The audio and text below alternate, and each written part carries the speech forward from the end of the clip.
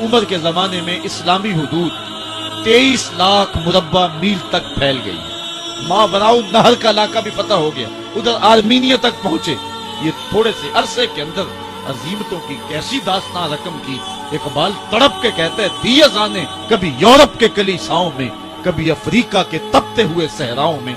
दश्तो दश्त दरिया भी न छोड़े हमने, बहरे जुल्मात में दौड़ा दिए घोड़े हमने। हुक्मरान तो वो थे लोगों की दहलीज पे अमन देने वाले, लोगों की चौखट पे जो है वो नूर बांटने वाले। हजरत उमर जिनको तख्ते हुकूमत पे बैठते थे और उनका तख्त को सोने जबरजद का नहीं था, मस्जिद नबवी की चटाई थी और सारा दिन वहां बैठ के लोगों की बातें सुनते। और जब रात के अंधेरे गहरे होते, उमर भेष बदल के मदीने की गलियों का गश्त करते। कहा तुम्हारे घर से धुआं निकल रहा है और बच्चे रो रहे हैं, उनको खाना क्यों नहीं देते? कहने लगी उमर की जान को रो रही। उमर के पांव तले से जमीन निकल गई। कहा क्या हुआ?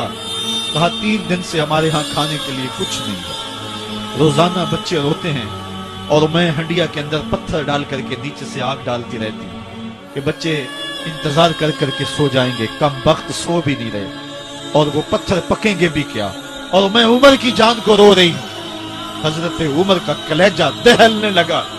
फौरन पलटे वापस बैतुल माल में आए, घी का एक कनस्तर लिया, आटे की बोरी ली, मिर्च मसाला जात बहुत कुछ उठाया, अपने कंधे पे रखा, बोरी अपनी कमर पे ला दी। उमर बैतुल माल से निकले तो आपके खादम असलम ने देख लिया, आगे बढ़ा, कहा मेरे आका मैं उठाता हूँ। उमर की आंखों में आंसू है। कहा असलम कयामत के दिन मेरा बोझ उठा लोगे? कहा कयामत के दिन तो अपना अपना बोझ उठाना पड़ेगा। कहा उमर को आज अपना ही उठाने दो। हजरत उमर वो घी का कनस्तर और वो आटे की बोरी सर पे उठाए हैं और उस खातून के घर जाते हैं और दस्तक देते हैं। वो जब देखती है उसकी जान में जान आ जाती है। कहा जल्दी जल्दी आटा गूंदो, और उमर सब्जी काटने लग जाते हैं।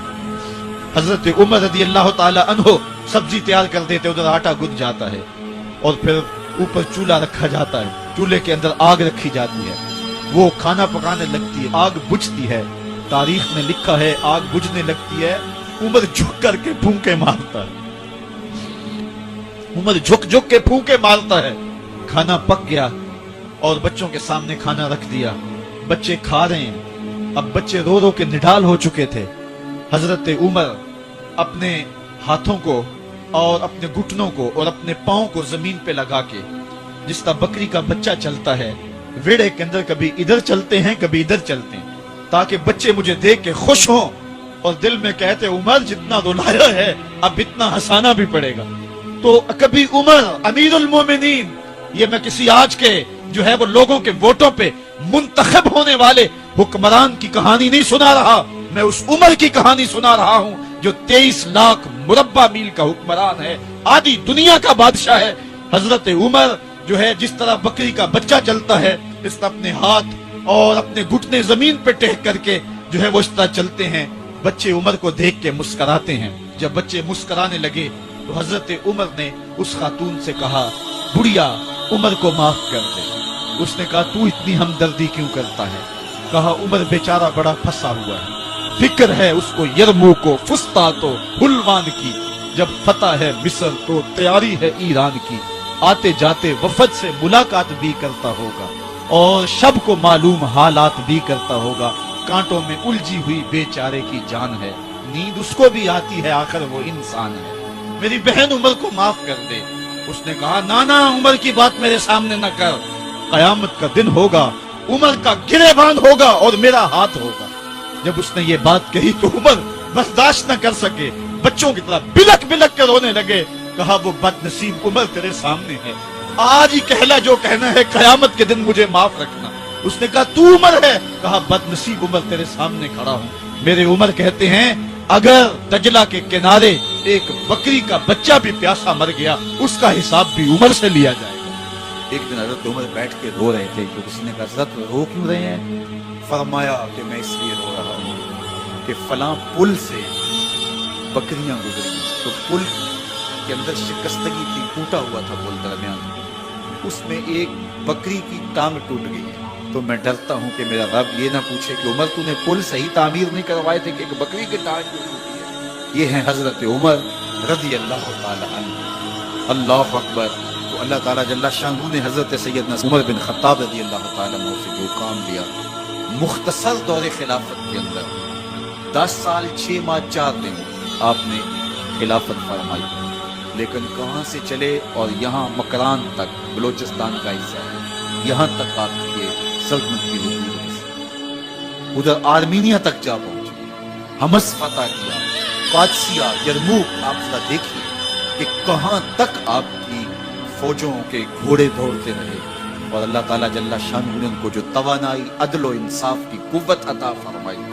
اللہ اکبر. جب زمین پہ عدل کیا ہو تو زمین بھی حکم مانتی، اور حضرت عمر وہ تھے جن کا حکم ہوائیں بھی مانتی تھی، زمین بھی مانتی تھی، جن کا حکم جو ہے وہ آگ بھی تسلیم کرتی تھی اور دریا بھی ان کا حکم مانا کرتی تھی. مصر کے اندر یہ رسمیں بد جاری تھی کہ سال کے بعد ایک دوشیزہ کو زیورات پہنا کے اچھے لباس میں ملبوس کر کے دریا کی بھیٹ چڑھایا جاتا، اس کی قربانی دی جاتی، اس کا خون بہتا تو دریا چلتا. جب مسلمانوں نے مصر فتح کیا تو گورنر نے لکھا، اسلام تو اس طرح کی رسوم کی اجازت نہیں دیتا، لیکن خشک سالی ہے، لوگوں کی فصلیں ویران پڑی ہے، تو حضرت کیا کیا جائے؟ تو حضرت عمر رضی اللہ تعالیٰ عنہ کاغذ کے ٹکڑے پہ لکھتے ہیں، بسم اللہ الرحمن الرحیم. مصر کے نیل کی جانب عمر کا خط لکھتے ہیں، اے نیل اگر تو اللہ کے حکم سے چلا کرتا ہے تو چل، ورنہ ہمیں تیرے چلنے کی کوئی حاجت نہیں. اور قاصد کو کہا یہ خط لے جاؤ اور جا کے دریائے نیل میں پھینک دو. قاصد جا کے خط دریائے نیل میں پھینک دیتا ہے، پانی آتا ہے، ایسا دریائے نیل چلا 14 صدیاں ہوئی ہیں آج تک کبھی بند ہی نہیں ہوا. دریا حکم مانتے، آگ نکلتی ہے. لوگ حضرت عمر رضی اللہ تعالی عنہ کے پاس آئے، حضرت لاوا پھوٹا ہے، آگ نکل رہی ہے اور مدینے کی طرف بڑھ رہے. اب کیا کیا جائے؟ فائر بریگیڈ تو زمانے میں تھی نہیں. عمر نے اپنی قمیض اتاری، جس قمیض پہ 17 پیوند لگے ہوئے تھے چمڑے، کہا یہ قمیض لے جاؤ، جدھر آگ بڑھ رہی ہے آگے ڈھالنا، آگ پیچھے بھاگ جائے. زلزلہ آتا ہے تو زمین پہ دھرا مارتے ہیں، زمین رک جا، کیا عمر نے تیری چھاتی پہ عدل نہیں کیا؟ تو یہ عمر ہیں رضی اللہ تعالی عنہ کہ جن کے انصاف کی وجہ سے، جن کے عدل کی وجہ سے اللہ تعالیٰ کی رحمات، اس کی برکات کا نزول ہوتا تھا، اور اللہ تعالیٰ نے مسلمانوں کو وہ آبرومند حکومت دی. کائنات کی تاریخ کے اندر ایسی حکومت آپ نے نہیں دیکھی ہوگی جو حضرت عمر نے حکومت کی. اللہ اکبر. فرمایا فرات کے کنارے پہ ایک کتا بھی پیاسا مر گیا تو اس کا حساب بھی عمر سے. باہر سے سفیر آتا ہے اور آگے پوچھتا ہے کہ میں امیر المومنین کے، مسلمانوں کے حکمران کے محل میں جانا ہے، تو مسکرا کے کہتے ہیں ہمارے امیر کا تو کوئی محل نہیں. کہا کہاں ہے تمہارا امیر؟ کہا مسجد نبوی میں ہوگا یا بیت المال کی اونٹوں کی دیکھ بھال میں لگا ہوگا. وہ جب گئے تو مسجد میں نہیں تھا. اللہ اکبر. وہاں گئے تو وہاں بھی نہیں. پھر کیا دیکھتے ہیں کہ عمر رضی اللہ تعالی عنہ جنت البقیع کے پاس ایک درخت کے نیچے اینٹ کا سرانہ رکھ کے سو. تو اس نے کہا عمر تو نے عدل کیا ہے، تجھے کچی اینٹ پہ بھی نیند آ گئی. ہمارے حکمرانوں نے انصاف نہیں کیا، اور وہ بند اور محفوظ کمروں کے اندر بھی سکون اور چین کی نیند نہیں سو سکتے. حضرت سیدنا عمر رضی اللہ تعالیٰ عنہ نے اس طرح ان امور سلطنت نبھائے. آپ دن کو لوگوں کی دیکھ بھالی کرتے، لوگوں کی ضروریات سنتے سمجھتے، اور جب رات پڑتی لوگ سو جاتے، عمر مدینے کی گلیوں میں پہرا دیتے. کائنات نے کوئی ایسا بھی حکمران دیکھا ہوگا؟ اللہ اکبر. وہ مجاہد جو مختلف محاذات پہ گئے ہوئے ہوتے، ان کے گھروں کی دیکھ بھالی کرتے، ان کی ضروریات کا خیال رکھتے، ان کی آبرو کا پہرا دیتے. راتوں کی تنہائیوں کے اندر حضرت عمر اٹھتے اور جا کے گشت کرتے، چکر لگاتے، دیکھتے کوئی آنکھ پر نم نہ ہو، مفلسی کا کسی گھر میں ماتم نہ ہو. ایک یہودی کا اور ایک منافق کا جھگڑا ہو گیا کسی معاملے میں ماجرے میں. تو وہ حضور کے پاس مقدمہ لے کے آئے. حضور علیہ السلام نے سنا وہ یہودی حق پہ تھا، رسول کریم نے اس کے حق میں فیصلہ کیا کہ تو سچا ہے، تیرے حق میں فیصلہ ہے. اب وہ جو نام نہاد کلمہ گو تھا اس کو اچھا نہ لگا. اس نے کہا میں کلمہ پڑھتا ہوں اور میرے حق میں فیصلہ نہیں دیا، حالانکہ وہ جھوٹا تھا. اس نے اس یہودی کو کہا حضور کے دربار سے باہر نکل کے کہ میں اس مقدمے کا فیصلہ حضرت عمر سے کروانا. اس کے ذہن میں یہ تھا کہ حضرت عمر کفار کے بارے میں بڑے سخت ہیں، اور جب سنیں گے کہ میں مسلمان ہوں اور یہ یہودی ہے تو یہی کافی ہوگا ان کے لیے، اور وہ میرے حق میں فیصلہ دے دیں گے۔ وہ اس یہودی نے کہا ٹھیک ہے مجھے مقبول ہے۔ تو جو سچا آدمی ہوتا ہے اسے ٹینشن کوئی نہیں ہوتی، وہ کہتا ٹھیک ہے اس عدالت میں چلے جاؤ۔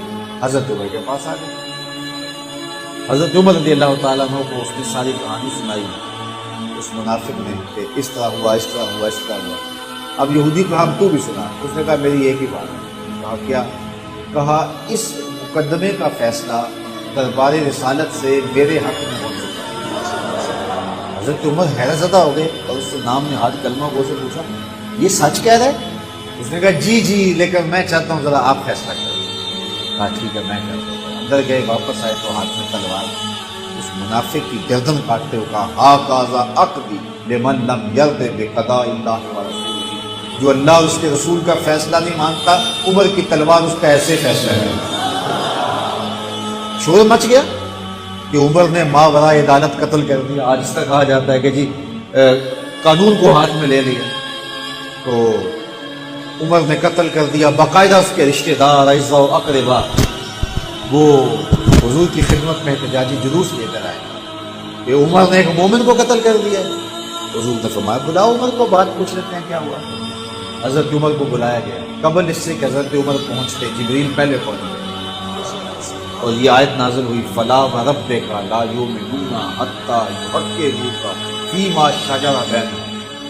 اللہ اکبر۔ اے محبوب مجھے تیرے رب کی قسم، اے محبوب مجھے تیرے رب کی قسم۔ اللہ اکبر۔ یہ نہیں کہا کہ مجھے زمین و آسمان کے رب کی قسم، مجھے عرش کے رب کی قسم، مجھے کعبے کے رب کی قسم، یہ بھی نہیں کہا مجھے میری قسم، کہا مجھے تیرا ہونے کی قسم۔ فلا وربک، مجھے تیرے رب کی قسم، لا یؤمنون حتی یحکموک فیما شجر بینہم۔